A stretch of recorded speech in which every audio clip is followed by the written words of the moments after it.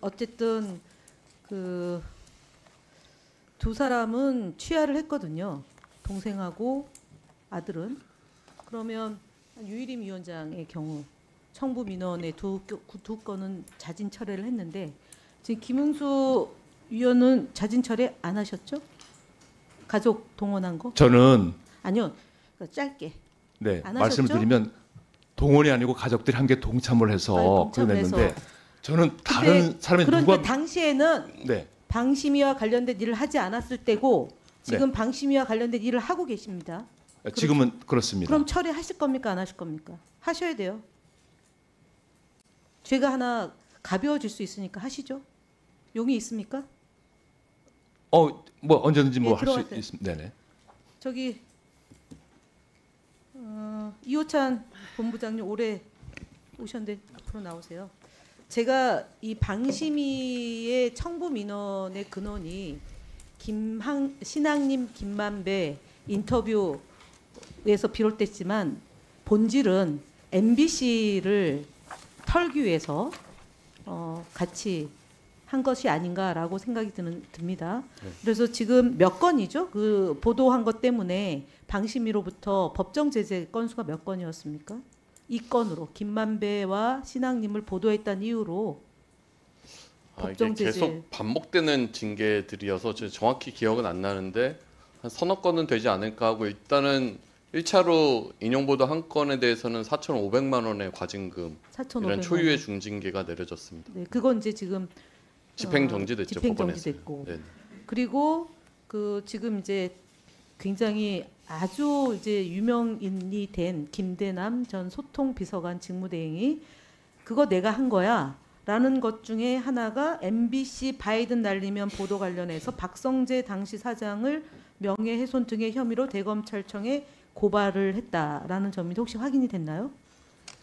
취재가 혹시 됐나요? MBC 차원에서? 그거는 아직 확인은 못했고 네. 내가 나 한 거야라고 했던 그 세민연이라는 단체가 당시 바이든 날리면 사건 이후에 이제 MBC를 고발한 주체임은 오늘도 뭐 확인이 됐죠. 그러면 그 고발된 것이 수사가 진행되고 있습니까? 아니면 이것도 그 고발도 수사도 계속 좀 지연이 되고 있고요. 최근에 당사자들에 대해서 뭐 소환 요청을 하고 이런 것들이 조금씩은 진행이 되고 진행되고 있는데 있고. 아직 본격적으로 뭐가 결과가 나오거나 이러지는 않고 있습니다. 그러면 결국은 이제 말씀드린 바이든 날리면 때문에 벌어진 이 참사, 그러니까 윤석열 정부가 이렇게 지지율이 급락하고 국민들로부터 심판의 대상이 된 배경 중에 하나가 바이든 날리면 보도를 사과로 끝낼 일을 MBC를 탄압하는 도구로 되면서 이제 크게 커졌다 이렇게 봅니다. 그래서 지금 말씀드렸던 바이든 날리면 보도부터 해서 신앙님 김만배로 이어지는 보도했던 것으로 지금 징계받은 거를 조금 더 구체적으로 다음번 또 참고인으로 나올 기회가 있다면 좀 MBC 차원에서 해서 저희들에게 좀 알려주시길 바랍니다. 네, 알겠습니다. 들어가셔도 좋습니다. 방통위 그가 지금 권한 밖의 일이다라고 계속 주장을 하시는데 김영관 기조국장님, 네. 지난번 정현주 방심위 위원장을 수사하고 조사했던 게 무슨 고난 바뀌어서 방통위가 했습니까? 고난이라서 했습니까? 그건 어떻게 된 거죠? 그거는 제가 한 일은 아니요, 안 아닌데요. 했지만. 그거는 저기 그 보조금 사용과 관련돼서 그 보조금 사용이 감사를 한 걸로 검사를 한 위원장의 것으로 알고 출퇴근까지 있습니다. 간 거잖아요. 네? 위원장의 출퇴근 그다음에 업무 추진비 카드 이런 걸로 간 거잖아요. 결국은 방심위의 이 무리한 청부 민원에 의한 이 법정 제재가 행정청에서도 결재를 해서 심의 의결 해가지고 지금 수억 원의 그 손실을 본 거잖아요. 방통위는 이것 때문에 감사원 감사가 이제 곧 개시될 거죠. 그렇죠? 감사원 감사 곧 개시되잖아요. 우리가 26일 날 국회에서 처리가 됐지 않습니까? 네, 감사원 감사 받고 그럼 연타적으로 방심위가 그 예산을 제대로 사용하지 않은 점에 대해서 부당한 집행 때문에 방심위의 법정 제재 이것 때문에 방심위도 조사 대상이 되죠. 방통위에 받게 되면 방심위도 받게 되는 거예요. 아닌가요? 그 부분 제가 잘 조성은 모르겠습니다. 감사원 출신 처장님 아닌가요?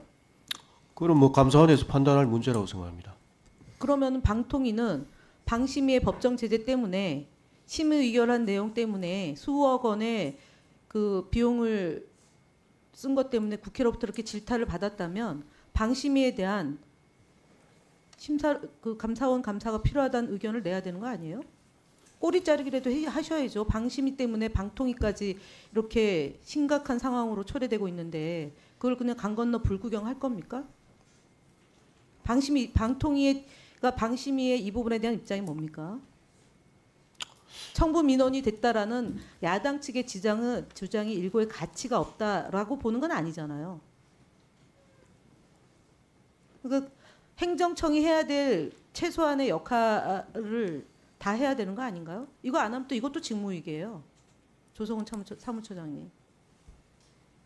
이 감사원에서 뭐 어떻게 판단할지는 그건 아니, 뭐 제가 감사원 출신이라 제가 물어보는 거예요. 아니 그걸 제가 뭐 감사원 출신이기 때문에 말씀을 드리는 것 자체가 법적으로 맞지 물어보는 않다는 거예요. 거죠. 예. 직무유기에 해당되는 게 아닌지에 대한 질문이에요. 그러니까 방심위가 예.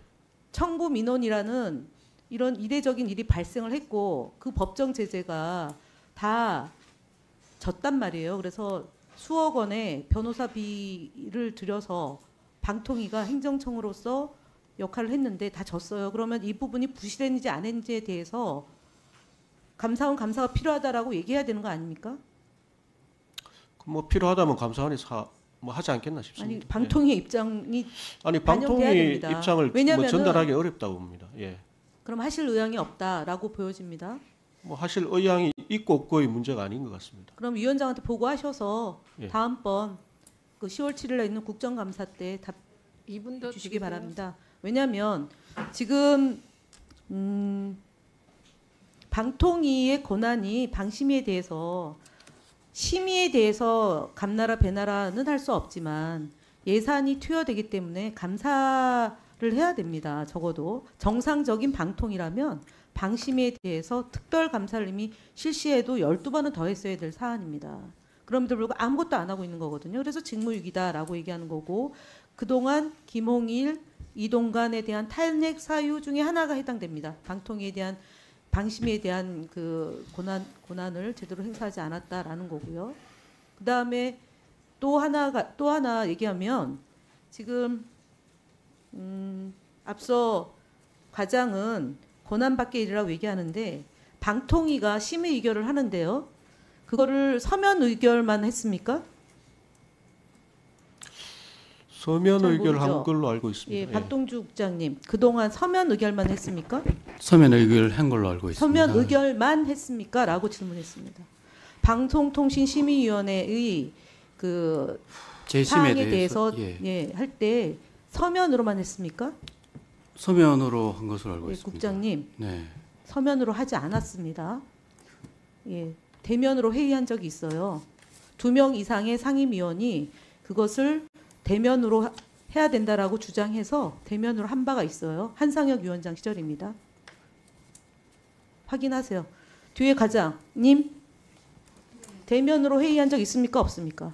네, 위원회 규칙에 따라서 상임위원께서 요청하시면 대면으로 한 적 있습니까? 없습니까? 있는 걸로 알고 예, 있습니다. 있습니다. 왜냐하면 2008년도에 최시중 위원장이 서면으로 하자라고 했습니다. 왜냐하면 표현의 자유를 침해하면 안 된다라는 뜻을 존중해서 그랬던 겁니다. 이거는 고치지 않는 뭐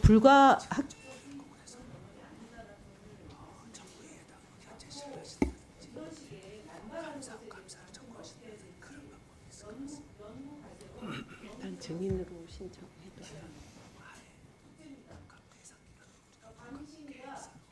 모여서 한번 하죠. 예. 들으세요, 이런 거.